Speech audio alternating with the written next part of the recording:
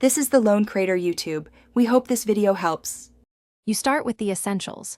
Make sure your Apple Watch is charged and snug so sensors read properly.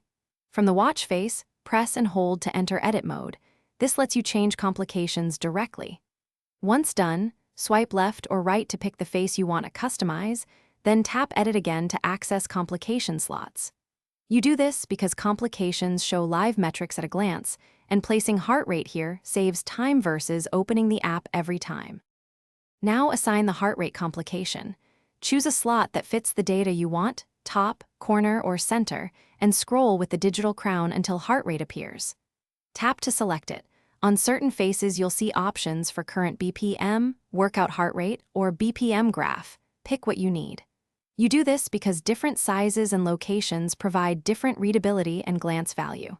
Make sure to check how it looks, because cluttered faces hide numbers and reduce usefulness. Finish by pressing the digital crown twice to save your changes and return to the watch face.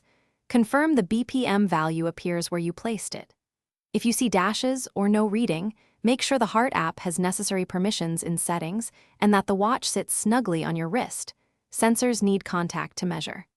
If problems persist, restart the watch and iPhone, and as a last resort, unpair and repair, because software or pairing glitches can block complication up. Thanks for watching. Consider subscribing if we helped you.